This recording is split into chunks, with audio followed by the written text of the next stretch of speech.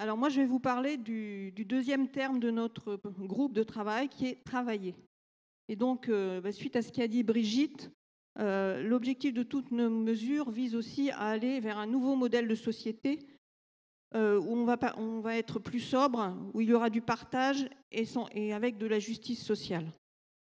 Donc la réduction du temps de travail a été réfléchie dans ce sens. Sachant qu'on a aussi comme objectif, qui est le premier objectif de la Convention, c'est l'objectif de sobriété et de réduction des gaz à effet de serre. Donc on a vu dans toutes les propositions qui ont été présentées jusqu'à présent et dans les suivantes qu'on va consommer différemment, consommer moins, donc a priori produire moins aussi. On va se déplacer différemment, on va se nourrir mieux et toutes choses qui ont aussi un impact par rapport au travail. Le deuxième point qui est dans notre convention, qui n'est peut-être pas dans l'objectif affiché, mais en fait, on se rend compte au bout de 9 mois que c'est quand même super important et ça a été repris dans bon nombre de propositions, c'est l'investissement des citoyens. Donc on a parlé ici hier de mettre les citoyens pour la mobilité locale, on va en parler tout à l'heure avec l'énergie, on en parle au niveau de la réforme du CESE. Le citoyen, il va être présent. Et pour qu'il soit présent, il faut qu'il soit aussi disponible. Donc l'idée de la réduction du temps de travail, au-delà de générer moins de déplacements pour cette journée de travail, et donc, comme le télétravail, d'avoir moins de gaz à effet de serre, c'est aussi de dégager du temps libre pour les personnes qui travaillent, c'est-à-dire les salariés, c'est 88% des personnes en France qui travaillent, pour s'occuper d'eux, de leurs enfants, de leurs parents, mais aussi s'investir au niveau local, au niveau de parents d'élèves, dans des initiatives citoyennes, dans des syndicats, dans la vie municipale et autres. Et aussi d'améliorer la qualité de vie et de consommer plus sainement. En fait, on a vu avec les 3 mois qui ont passé de confinement, certains ont redécouvert qu'ils avaient une cuisine et qu'ils pouvaient se faire des repas qui étaient meilleurs et qui coûtaient moins cher. Voilà, donc tout ça a été pensé avec l'idée d'une justice sociale. Donc la modalité qui a été retenue, mais qui reste évidemment à creuser, puisque l'objectif c'est 2030, donc ce n'est pas dimanche qu'on va sortir la loi, il y aura forcément des discussions et des débats. C'est vraiment de poser le sujet sur la table et de le mettre en perspective, c'est de réduire le temps de travail, de le passer de 35 à 28 heures, qui correspond en fait à un 4/5, 80%. Et pour que les personnes qui ont déjà des salaires bas, ne souffrent pas, ils ne soient pas pénalisés, c'est de revaloriser. Alors l'idée a été de dire le SMIC de 20%, ce qui correspond à la diminution du temps de travail. Mais toutes ces modalités, ça sera à définir dans la loi avec les partenaires sociaux, avec les entreprises, avec des citoyens, avec les politiques, avec tous ceux qui vont se mettre autour de la table. Voilà, donc l'idée, elle est là. Je sais qu'il n'y a pas consensus forcément sur les 150 sur le sujet, mais en tout cas, au niveau des citoyens, c'est bien de porter le sujet et vers le futur, sachant aussi que la transition énergétique va diminuer, il va y avoir des emplois qui vont être perdus, il y en a d'autres qui vont être créés. On n'a pas encore inventé forcément tous les métiers de demain. Donc ça doit se prendre de manière globale avec l'ensemble des propositions de notre groupe et aussi des autres groupes. Voilà. Merci. Merci beaucoup Sylvie. Je ne sais pas s'il y a des questions. On va maintenant, surprise, cette proposition a fait réagir les salles. Je vais passer d'abord donc pour changer l'ordre de passage, 79, 225, 301. On vous écoute. 79. Oui, on a une prise de parole de Mélanie. Donc moi, je suis contre cette proposition. Pourquoi ? Parce qu'on est en sortie de crise sanitaire. On ne peut pas imposer aux entreprises on vous entend mal. Une réduction du temps de travail au même salaire. On vous entend pas. Et ensuite il faut Ensuite, il faut faire attention à l'effet rebond si on travaille 1 à 2 jours de moins par semaine. Je suis sûre que les gens vont partir en week-end, ils vont prendre leur voiture, ils n'iront pas en week-end à vélo, ils vont aller faire les magasins, ils vont aller consommer des choses importées de Chine Alors peut-être que dans 20 ans, les Français seront prêts à changer leur façon de travailler, mais pas aujourd'hui. Et moi, mon avis, c'est qu'il faudrait une convention citoyenne sur le travail, télétravail, réorganisation. Voilà. Mais aujourd'hui, on n'est pas prêt et je suis absolument contre cette proposition. Merci. Merci pour cette réaction. Est-ce qu'il y avait quelqu'un d'autre en 79? Sinon, on va écouter 225, 301, puis Eiffel. 225. Alors moi, je suis convaincu qu'effectivement, si on baisse le temps de travail, on baissera aussi les émissions de gaz à effet de serre. Et que, parce qu'évidemment, ça va avec le reste. C'est-à-dire que si on travaille moins, on aura plus de temps pour s'engager localement dans nos vies. On aura plus de temps pour aller cueillir des orties et ramasser des châtaignes et entretenir les espaces verts. Et on n'aura surtout pas forcément plus de salaire pour aller consommer à qui mieux. Voilà. C'est-à-dire que travailler moins ne veut pas dire systématiquement avoir envie de dépenser de l'argent qu'on n'a pas. Merci. Est-ce qu'il y avait quelqu'un d'autre en 225? Oui. 225 toujours. Et j'ai vu 79. On reviendra vers vous. 2 personnes en 225. Suivez. Ce que vous nous avez présenté est valable pour un monde idéal et nous en sommes loin. Je pense que la réduction du temps de travail va engendrer une grande quantité de délocalisation et de fermeture d'entreprises. J'estime que ce serait une catastrophe pour notre pays. Oui, à moi. Alors, il y a tellement de choses à dire sur le sujet que je ne sais pas par où commencer, mais j'aimerais juste rebondir sur ce qui a été dit auparavant, à savoir qu'il y a une mesure qui a été proposée, un objectif qui était d'accompagner les artisans. Et il a été dit principale source d'emploi en France. Moi, je connais bon nombre d'artisans qui aujourd'hui s'engagent à ne pas faire plus de travail, simplement pour ne pas recruter, parce que la charge de travail est tellement importante, enfin le coût du travail est tellement important que l'intérêt et la rentabilité qu'ils pourraient en tirer n'est juste pas possible. Voilà, on en est aujourd'hui en France. C'est un sujet assez complexe. Moi, je suis d'accord sur le principe qu'il faudrait partager son travail avec tout le monde et puis que tout le monde soit heureux. Mais j'ai le sentiment quand même que la réalité économique est un peu différente. Aujourd'hui, la première charge financière d'une entreprise est quand même le coût du travail. L'augmenter, je ne suis pas persuadé que ce soit une source de réussite dans le futur, indépendamment de la crise économique que nous vivons aujourd'hui. Je crois qu'on n'a pas suffisamment de compétitivité aujourd'hui en France pour pouvoir se le permettre. Voilà. Merci. Alors, il y avait la 301 en premier. Ensuite, on aura Eiffel 79 et Zoom, on ne vous oublie pas. Alors, on sait que ça fait beaucoup réagir, hein, cette proposition. On l'avait vu en session 6, il y avait eu de longs débats. Là, l'idée, c'est qu'on fasse un tour des salles et on ne pourra pas continuer le débat. On a déjà dépassé le temps, mais on va écouter les différentes salles. Donc, 301, Eiffel, Zoom. Ok, on m'entend? Oui. Moi, je suis totalement contre cette mesure. Autant le 130-110, j'étais aussi contre, mais je comprenais le fondement et les raisons de pourquoi on voulait faire cette mesure. Autant là, comme c'était dit précédemment, je ne pense pas qu'on soit prêt pour ce genre de changement.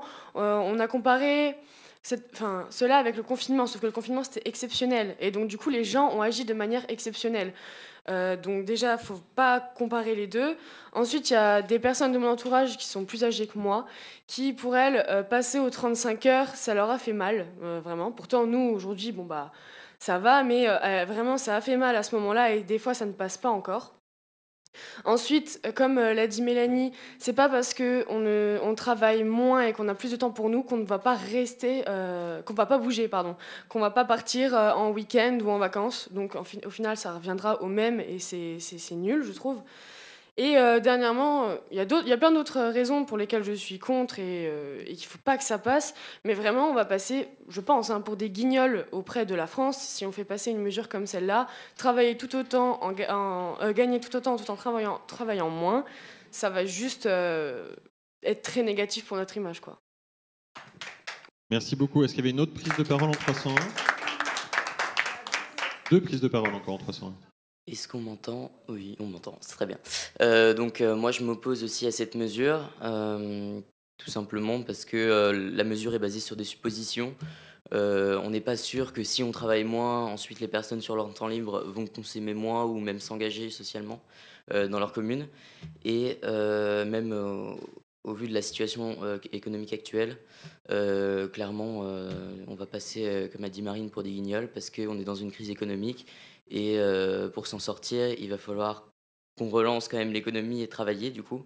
Et là, c'est un point de vue personnel. Le travailler moins, gagner tout autant, voire plus, ça me vend pas spécialement du rêve. Voilà, merci. Merci. Bon, mais je suis comme mes petits camarades, je suis contre.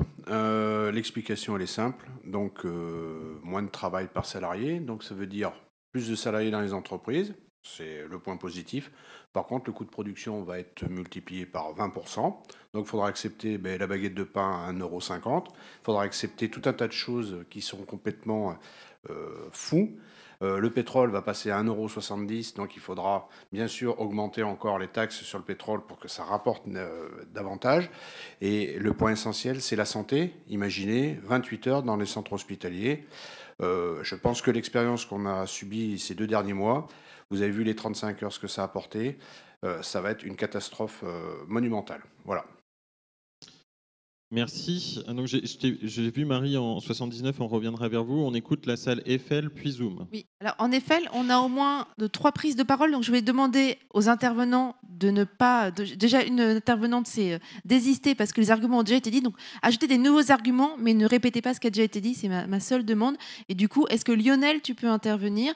Il y a Amandine et Pierre, on te donnera la parole après, mais on entend ceux qu'on a le moins entendus. Merci. Si c'est bon, c'est bon. Donc Lionel est là, je vous montre au cadreur. Je suis parti. Vous avez un travelling de la salle Eiffel en même temps. Donc moi, les 28 heures, pour moi, il est hors mandat par rapport à la diminution des gaz à effet de serre, première chose. Justice sociale, alors que, bon, en agriculture, certains agriculteurs n'arrivent même pas à avoir de salaire pour vivre. Je trouve que baisser encore plus, ce serait un souci. Ensuite, l'effet rebond, je suis entièrement d'accord, donc je répète un peu, mais vite. Si on travaille moins tout en ayant plus de salaire, les produits finaux seront augmentés. Guillaume l'a dit aussi, je suis désolé de répéter, mais... donc du coup, j'ai coupé un peu. Mais voilà, donc je suis contre, effectivement, par rapport à ça. Merci Lionel. Merci. Il y avait une deuxième prise de parole en Eiffel. Oui, il y en a même un peu plus que ça, et donc c'est Amandine ici. Non, moi ce que je voulais dire sur cette mesure, c'est que je trouve qu'avec l'ensemble de nos autres propositions, on demande déjà un gros effort de compétitivité aux entreprises françaises et avec des mesures qui, à mon avis, sont déjà plus impactantes sur la réduction des gaz à effet de serre que celles-ci dont on est en train de débattre et de douter entre nous avec cette histoire d'effet rebond sur le vrai impact de réduction de gaz à effet de serre. Donc moi, je ne suis pas du tout pour focaliser les efforts là-dessus. Et j'aimerais également rappeler, j'ai repris mes autres papiers, vous rappeler qu'on a voté hier la SDD1.4 dans le groupe Se déplacer par rapport à cet argument de mobilité pour favoriser les nouvelles modalités d'organisation du travail et notamment la journée de télétravail. Donc cet argument-là, pour moi, et ce point-là, il a été traité hier dans un cadre et un contexte qui était lié à cette question de la mobilité. Et voilà, c'était à la rigueur le seul point avec lequel je me voyais de raccrocher les wagons. Donc cette mesure, pour moi, n'a pas lieu d'être. Merci beaucoup. Donc on entend effectivement... On entend effectivement, ça fait réagir beaucoup de monde. C'est important qu'on entende la diversité des arguments parce que ça vous fait beaucoup réagir. On entend qu'il y a beaucoup de dissensus au sein des 150 sur ce sujet. Mais pour qu'on dépasse, on a déjà beaucoup dépassé le temps, mais pour qu'on dépasse pas trop le temps, ce serait important vraiment d'être court et de dire ce que vous apportez de nouveau par rapport à vos propos. On entend Eiffel. On a Hubert et Pierre qui vont tous les deux faire un record de vitesse. Hubert. Je suis vraiment convaincu en fait, que ce qu'on propose fournira beaucoup plus d'emplois dans le futur, que le chômage tel qu'on connaît aujourd'hui sera rapidement une vieille histoire et que donc partager le travail, comme ça l'a été fait précédemment, n'est pas la solution pour faire face à l'urgence climatique. Merci Hubert. Pierre, en un mot En un mot, il y a eu beaucoup d'interventions contre, donc avec une intervention, je dois répondre à tout. je pense qu'il faut partir d'un principe simple. Ce n'est pas les droits humains et sociaux qu'on doit adapter à l'économie, c'est l'économie qu'on doit adapter aux droits humains et sociaux. La réduction de temps de travail est une bonne mesure, à mon avis. Certains argumentent en disant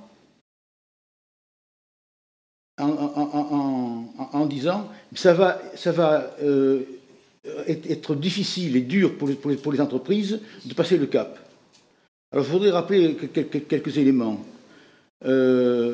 L'existence d'un volant de chômage important est due au fait qu'il y a des gains de productivité qui ont été réalisés depuis 10 ans. Depuis les 35 heures, quoi. Des gains de productivité importants ont été réalisés depuis 10 ans. Ces gains de productivité aboutissent au fait qu'avec moins de travail, on consomme autant. Donc, il ne s'agit pas de consommer davantage, mais il s'agit de faire moins de travail pour consommer autant. Merci Pierre. Excusez-moi. Oui, je sais, mais c'est important. C'est important de comprendre ça. Parce que... C'est important, Pierre, mais on a des contraintes. Excusez-moi, si je suis interrompu, je perds la cohérence, là.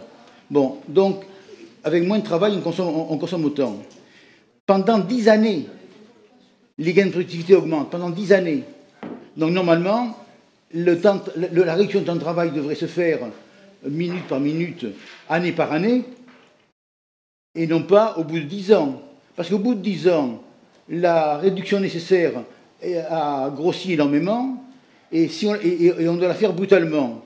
Pourquoi on doit la faire brutalement? Parce que pendant les 10 ans écoulés, le patronat s'est gavé, puisqu'il a profité des gains de productivité sans les redistribuer en salaire ou en réduction de temps de travail. Ok, merci Pierre. On a compris, on est obligé d'avancer.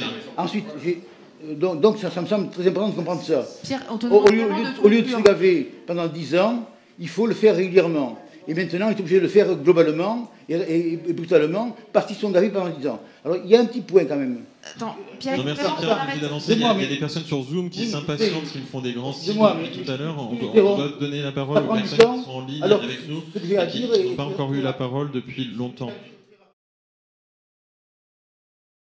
Les personnes en ligne. Sur Zoom, on a une intervention de Guy. Guy, on t'écoute. On n'entend pas encore. Faut brancher le micro ou... Oui, Guy. C'est à moi de parler? Ouais, on t'entend, Guy. Vous m'entendez? Oui. Oui, Guy, on vous entend. Oui, donc ce que je voudrais simplement dire comme argument qui, à ma connaissance, n'a pas été évoqué jusqu'à présent, c'est que moi, je suis convaincu que ça aura une incidence importante, qu'on le veuille ou non, sur les salaires et donc automatiquement sur le financement de la protection sociale en général. Demain, comment financer le chômage, la maladie, les retraites et après-demain, la dépendance? Est-ce qu'il y avait une autre prise de parole en ligne? On n'a pas encore entendu des personnes qui sont en hémicycle. J'ai vu, il y a d'autres cartons qui se sont levés dans les salles, mais donc là, je dois être très strict. C'est vraiment, s'il y a quelque chose qu'on n'a pas entendu, on vous redonnera la parole. Donc 225, on va revenir vers vous après, mais on entend les paroles qui vous laissent s'exprimer en hémicycle. Annie? Mélanie?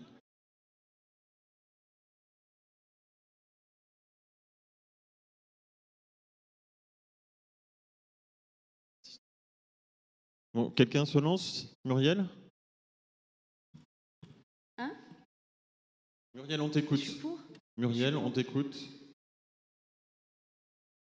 Ah, alors il faut il y a une demande de prise de parole de Mélanie depuis... Non, c'est juste que je voulais laisser peut-être d'abord Produire et Travailler parler.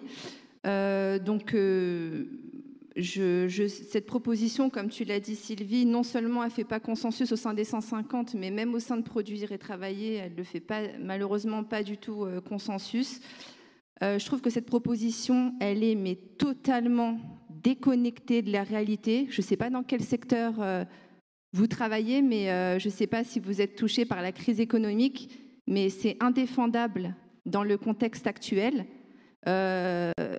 travailler 20% de moins pour gagner 20% de plus, alors que notre réalité à nous, en ce moment, en tant que Français, c'est de savoir si à la rentrée ou d'ici la fin de l'année, on aura encore notre emploi, en fait. Donc, cette mesure, elle discrédite totalement la Convention, elle discrédite nos travaux, elle discrédite la parole citoyenne qu'on essaie justement de promouvoir. C'est vraiment donner le bâton pour se faire battre. C'est servir sur un plateau la mesure en trop à nos détracteurs.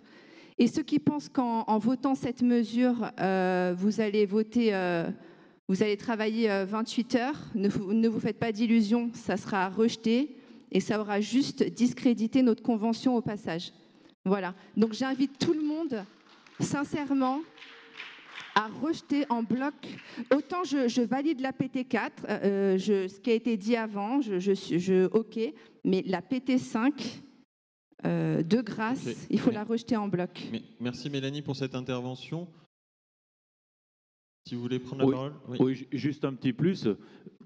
Actuellement, M. Macron essaye de relocaliser des entreprises en France et je pense que ce n'est pas le moment de réduire le temps de travail si on veut que certaines entreprises décident de revenir fabriquer en France.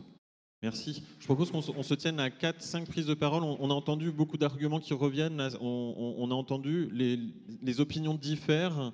On prend encore 2-3 prises de parole en hémicycle et je voyais 79, 225 FL. Tout le monde a levé des cartons verts. Donc on ne va pas tenir les 4 prises de parole, mais allez-y. Bon, alors, moi, je vais peut-être être pas d'accord avec pas mal de gens, mais je pense que vous faites une erreur monumentale. Je pense que la réduction du temps de travail, ça va être vraiment un thème qui va être central dans les années à venir pour notre société. Et je pense que là, vous êtes à côté de la plaque. Je vous rappelle quand même que la France est l'un des pays qui a la plus grosse productivité, c'est-à-dire que nos salariés produisent énormément de richesses en 1 heure de travail. Et donc, à un moment donné où on va arriver à 12% de chômage, et justement avec la crise, il va falloir partager le travail. Et on ne pourra pas passer à côté. On ne peut pas avoir des gens qui vont travailler plus et qui vont gagner plus et avoir autant de chômeurs dans notre pays qui, eux, vont rien gagner. Et là, c'est pas possible de voir les choses comme ça. Je pense que Bruno Le Maire l'a même dit, c'est le travail pour tous. C'est le travail pour tous. Et ça fait partie de la solidarité d'une société. D'autant plus que la révolution numérique va amplifier le chômage, contrairement à ce qu'on peut penser. Elle l'a déjà fait dans les services publics où elle a supprimé énormément d'emplois. Le numérique a supprimé de l'emploi. Il va falloir aussi, si on veut réduire nos gaz à effet de serre, il va falloir aussi réduire la croissance. Et ça, il faut l'entendre. Parce que la pollution, si on ne réduit pas la croissance, elle va augmenter. Donc, je pense, et aussi, on va pouvoir libérer tout un tas de gens pour aller travailler, pour avoir des projets de société dans les associations, etc. Merci. Je pense que c'est central. Et j'ai une dernière chose. Je voulais apporter mon soutien à la personne qui a porté le projet. C'est très courageux. Et voilà, je lui apporte tout mon soutien. Merci beaucoup. Alors, il y a plusieurs membres du groupe Produire et Travailler qui lèvent la main depuis un moment. On écoute Muriel. Sylvie, tu voulais réagir aussi, Annie? Et la salle 179 qu'on a oubliée. On finit le tour ici et on passe aux salles. Ouais. Je suis loin. Alors, donc, en fait, tu m'as enlevé le mot de la bouche. Hein, donc exactement, je voulais parler en fait du chômage, de la solidarité. Alors au début, il faut savoir que moi j'étais totalement contre. En fait, quand j'ai vu ce truc, je me suis dit, mais ils sont complètement tarés en fait. Qu'est-ce qu'ils sont en train de nous faire? Et donc je les ai pas du tout écoutés. Je suis partie travailler sur d'autres choses. Je me disais, mais ils sont tarés. Et en fait, après, je suis rentrée chez moi, j'ai réfléchi, je me suis posée.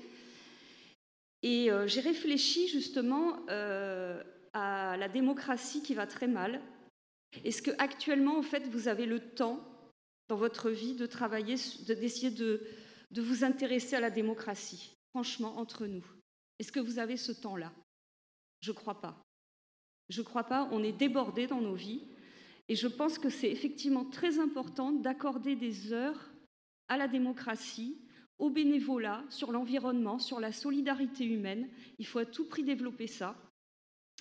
Donc évidemment, cette mesure, elle peut réduire le chômage. Et alors je vous rappelle qu'en fait, Sylvie, elle a bien expliqué que c'était à partir de 2030, donc arrêtez de vous affoler. En fait, je sais que le Français a toujours peur, il est toujours en panique, il est complètement figé. En fait, il faudrait que vous acceptiez en fait qu'on change de société, en fait, qu'on évolue dans le bon sens, quoi. Il faut se calmer. Et moi, j'ai entièrement confiance aux parlementaires.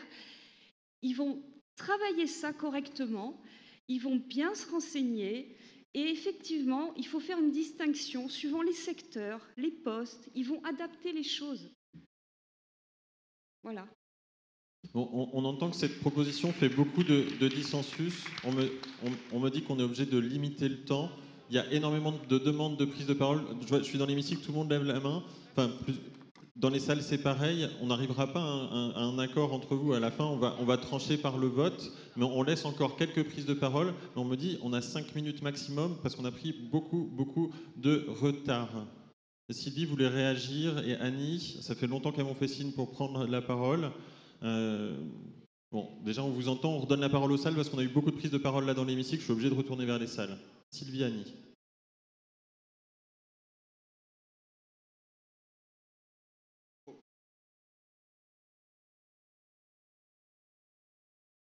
Il faut remettre le micro de Sylvie en tribune, s'il vous plaît. Allô, allô ? Ah, ça marche. Alors, je ne vais pas faire long, je voudrais juste remettre en perspective. Certains ont parlé du télétravail. Aujourd'hui, le télétravail, il y a une mesure qui a été votée hier.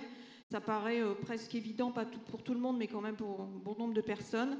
Il y a 10 ans, c'était un ovni. C'était un ovni. Personne n'en parlait, personne n'imaginait ça. Et même encore il y a 1 an, il y a beaucoup de sociétés et de managers qui n'imaginaient même pas ça. Donc il faut se projeter dans 10 ans, c'est pas dans 6 mois, c'est pas dans 1 an. Il y a un débat, peut-être qu'il y aura une convention pour discuter de ça.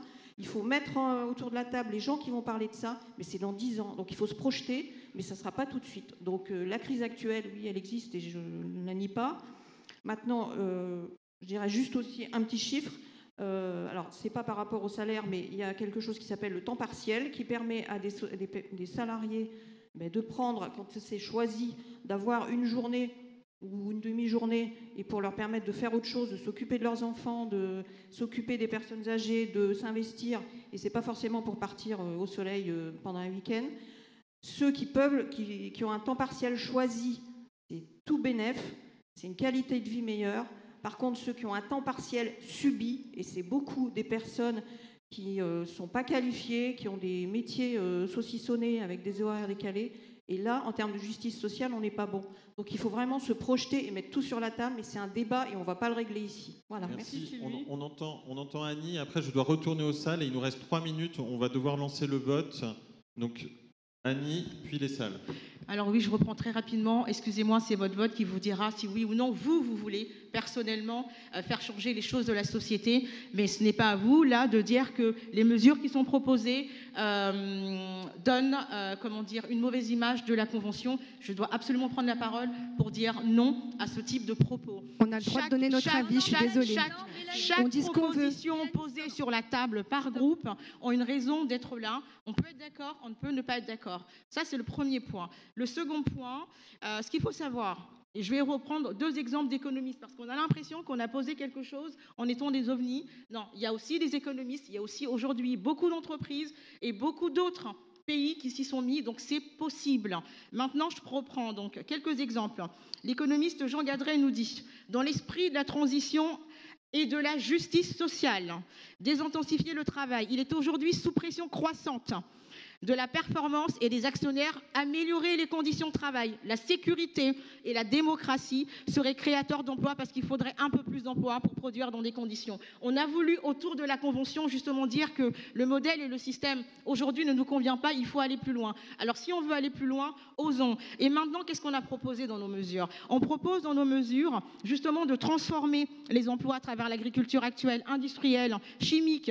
Qu'est-ce qu'on propose encore ? On propose de créer des emplois avec de nouveaux systèmes, avec cette génération de nouveaux emplois, avec cette génération justement de nouveaux dogmes, ça crée ce qu'on appelle des emplois écolos ou écologiques. C'est ce qu'on veut mettre en place avec l'ensemble de nos propositions. Donc à travers ça, il est possible aujourd'hui de désintensifier le travail. Ce qu'il faut savoir, c'est que réduire le chômage coûte environ 70 milliards par an. En partageant le travail, c'est partager une baisse significative et ça peut permettre d'économiser entre 2 à 3% du PIB et on peut financer la réduction du temps de travail. Il faut savoir ce qu'on veut, il faut savoir ce qu'on veut et il faut aussi savoir à un moment donné aller jusqu'au bout. Voilà, ce n'est pas que changer la Constitution. Voilà. On Merci. entend, vous avez des opinions. On entend. Il y a des opinions il y a beaucoup de dissensus et des stratégies différentes autour de l'adoption des mesures. Mais il y a Eiffel et 79 et après on va devoir absolument passer au vote. Erwan, il y avait des prises de parole. Je ne sais pas si tu les vois sur le côté depuis longtemps. Hein. J'ai vu, mais on a beaucoup parlé en hémicycle. On doit donner la parole aux salles. Eiffel, 79. Non, d'abord 79 parce qu'ils ont demandé parole il y a un petit moment. Merci. Une prise de parole de Nicolas. Alors, je vais aller très vite. Hein. Je reviens juste sur ce qu'a dit Annie. Tu as raison sur le point où tu dis que bon, pour l'instant, on ne peut pas dire que ça va donner une mauvaise image de la Convention. Enfin, on ne peut pas dire. Chacun dit ce qu'il veut. Ouais. Mais ce que je suis en train de dire et ce que j'ai remarqué hier, par exemple, en regardant les infos, les journalistes, en reprenant des brins de nos mesures, ont réussi à sortir que ce que la Convention citoyenne proposait était digne d'un régime totalitaire. Donc si en pleine crise, sortie de crise du Covid-19, les journalistes relayent que la Convention citoyenne souhaite de réduire le travail alors qu'on sait très bien que pour l'instant, je prends un exemple d'entreprise comme Air France, qu'il faut décupler le travail pour sortir de cette crise, on risque de se faire lyncher. Mais je constate, je ne dis pas qu'on va se faire lyncher, j'espère pas, mais c'est pour ça que j'entends très bien cette mesure et qu'elle n'a pas été mise là par hasard. Mais pour le moment, tout ce que je suis en train de dire, c'est que si on dépose cette mesure maintenant, de toute façon les Français vont la voir, même si c'est que dans 10 ans qu'elle sera appliquée, si elle est votée, ils vont tout de suite se dire, les médias vont relayer n'importe quoi, on voit le problème. Quoi. Merci. Merci. On écoute les personnes en Eiffel qui demandent la parole depuis un bon moment. Merci beaucoup. C'est Marie-Hélène. Marie-Hélène. Oui, alors oui, bien sûr, Annie, tu as raison, le partage c'est beau, mais en effet, avec la crise actuelle, c'est impossible. On ne sait pas ce qu'il adviendra dans 10 ans non plus. Après, je veux dire que pour les temps d'activité, moi, ça fait 44 ans que je fais 50 heures par semaine. J'ai élevé 2 enfants seuls et j'ai toujours fait du bénévolat à côté. Alors, ce n'est pas les 28 heures et de toute façon, les 28 heures, ce sera encore pour les mêmes. Et c'est toujours les mêmes qui travaillent moins et toujours les mêmes qui travaillent plus et pour des salaires minables. Merci. 2 dernières prises de parole. 301, il y a une personne qui était dans mon angle mort, je m'excuse, en hémicycle. 301. On va devoir passer au vote. On fait signe qu'on a perdu trop de temps. On doit passer au vote. 301. Non ? Je ne vais pas vous dire ni de voter pour, ni de voter contre. Je vais juste vous dire qu'on nous a demandé d'être ambitieux et de ne pas avoir peur. Et en fait, ce que j'entends, c'est la peur. J'entends la peur des médias, j'entends la peur du lynchage, et ça me fait mal. Parce qu'on sait qu'on est dans une urgence climatique, je le répète, et je le répète, et je le répète. On est là pour se battre, et parce qu'il y a une urgence. On est dans une urgence. Alors cette mesure, elle est là parce qu'on remet en cause notre modèle de société. On remet en cause tout. Et je pense que c'est cette idée-là qui va ressortir de la Convention. On a besoin d'une remise en cause de notre société. Alors maintenant, soyez ambitieux et votons. Merci. Sylvain ? Juste pour apporter un point par rapport à la créativité qui a mené cette mesure au départ et qui est tout à fait respectable dans ce sens-là, je voulais exprimer, je faisais partie du groupe Produire et Travailler, j'étais sur cette table au départ et je considère que c'est une idée qui a fait son chemin. Maintenant, il faut quand même prendre en compte la menace que ça représente aux yeux de la société, aux yeux de tous ceux qui nous regardent, et être créatif et proposer sur des théories très particulières et très jusque-boutistes, ok, on peut en débattre. Après, aller ce soir au café du coin, en discuter, ou aller soutenir, aller voir la presse ce soir avec ça, moi je ne vous soutiens pas. Tu n'es pas obligé de nous soutenir. Tu n'es pas obligé de nous soutenir. C'est pas le souci. Une personne comme Pierre Laroutourou, Pierre Laroutourou le propose dans son plan finance, pas de finance vert. Il propose la semaine à 4 jours. Donc allez dire à Monsieur Laroutourou qu'il n'est pas réaliste, s'il vous plaît. Non, il propose pas ça à Laroutourou. On doit passer absolument au vote. On est contraint de passer au vote. Excusez-moi, Erwan, c'est moi, c'est Amel. Je suis désolée, mais en fait, j'ai vraiment un avis qui est ni contre l'un ni contre l'autre, et je pense que c'est important de le dire. Tout simplement, on veut une société qui change, et peut-être qu'il faut tout simplement une société qui arrête d'avoir des heures fixes, dans le sens où il y a certains endroits qui ont peut-être besoin de ces 28 heures dans la productivité pour faire permettre à plus de personnes de travailler, et dans ces cas-là, peut-être leur accorder ces 28 heures pour que plus de personnes travaillent et peut-être du coup avoir plus de productivité. Mais il y a des métiers où c'est pas possible, et dans ces cas-là, ces gens-là, il faudra leur laisser les 35 heures et donc du coup avoir une société qui s'adapte et non pas qui dicte les choses. Merci Amel. Merci pour ces riches et passionnants échanges qui sont désormais clos. Donc maintenant, on va passer au verdict. Vous pouvez maintenant tous vous exprimer sur l'objectif PT5, qui est réduire le temps de travail sans perte de salaire dans un objectif de sobriété et de réduction de gaz à effet de serre. Le scrutin est maintenant ouvert.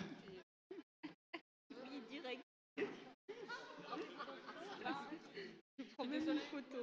Ouais.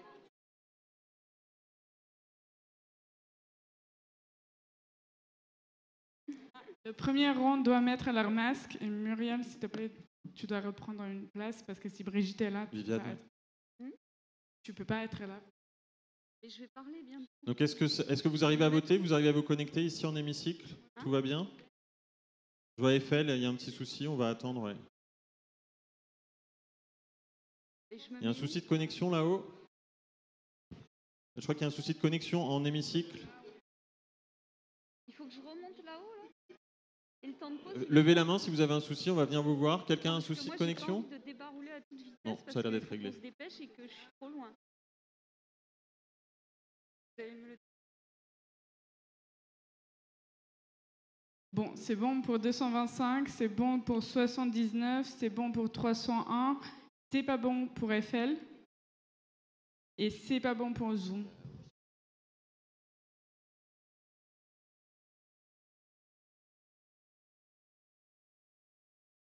Et pour l'hémicycle, c'est bon? Anita. Si sur Zoom, on vous a vu, ouais. Eiffel aussi. Eiffel, vous pouvez nous dire ce qui se passe dans votre salle? Ah, ouais. C'est bon, Eiffel, c'est bon, donc on attend juste le Zoom. Non, excusez-moi. Ok, Eiffel? Oui, non, désolé, on a un petit souci de connexion. Ça y est, Selja, c'est bon? Ça y est, c'était bon. Merci. Le vote est clos.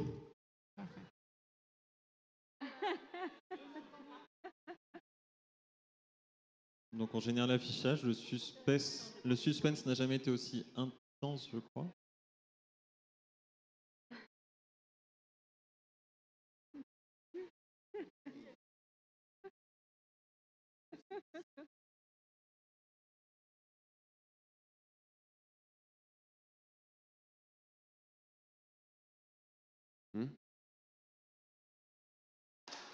C'est le premier objectif rejeté à 65%.